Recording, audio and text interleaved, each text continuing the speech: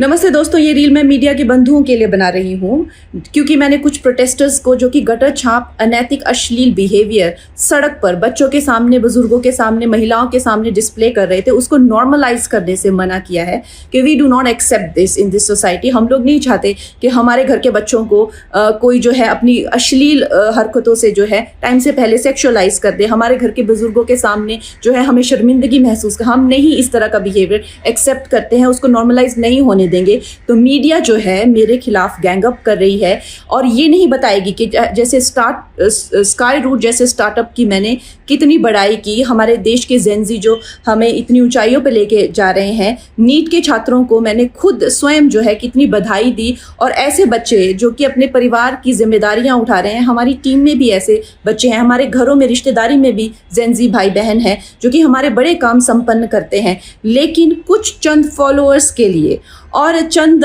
Comments के लिए और कुछ लाइक्स के लिए ये मीडिया वाले इतने ज़्यादा बिक चुके हैं। और मैं देख रही हूँ कि कुछ फेमिनिस्ट जो हैं वो एंकर्स कह लीजिए या पूरे एक बुलेटिन कर रहे हैं और मुझे सिखा रहे हैं कि Kangana, why should these women have the burden of dignity और डिसिप्लिन। हम लोग मिलेनियल वुमेन पे इतना प्रेशर था to be dignified and to be disciplined, why do we have to give that burden to this generation. Excuse me, क्या आप अपनी बेटी को ऐसा सिखाएंगे?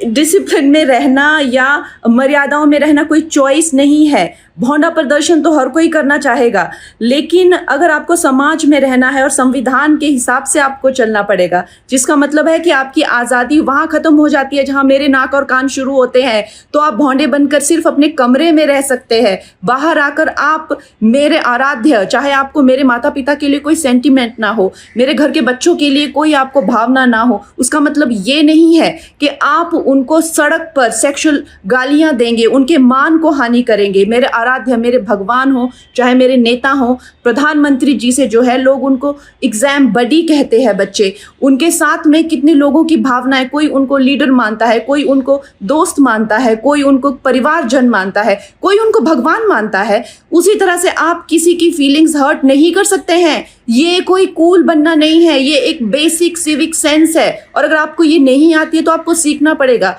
आप ये फेमिनाजी से प्रभावित मत होइए, अपनी ज़िंदगी बर्बाद मत करिए। इस भौंडेपन को सिर्फ और सिर्फ आप अपने कमरे में डिस्प्ले कर सकते हैं, बाहर जाके आपको मर्यादा में रहना पड़ेगा ना, या आप वर्क प्लेस से निकाल दिए जाओगे। आप कभी भी कोई संबंध, परिवार वाले भी आपको भौंडापन नहीं झेलेंगे, तो आपके सामने एक डेड एंड के सिवाय अंधकार वाली जिंदगी हो जाएगी।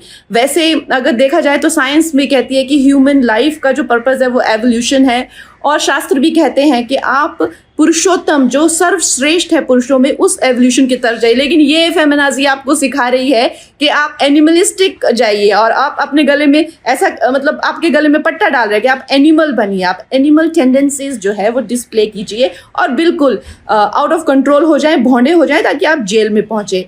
आपको डिसाइड करना है कि आपको कौन अच्छे से गाइड कर रहा है और कौन आपको सही दिशा बता रहा है। मैं यही कहूँगी जो मैंने अपने बड़ों से सीखा है और जिन्होंने मुझे गुरुओं ने जो मुझे ज्ञान दिया है वो यही है कि ये हमें जो जीवन मिला है वो इवॉल्व होने के लिए मिला है, रिग्रेस होने के लिए नहीं मिला है एनिमलिस्टिक टेंडेंसीज में। सो आप प्लीज़ इवॉल्व होइए और सबको गुरु पूर्णिमा की बहुत शुभकामनाएं।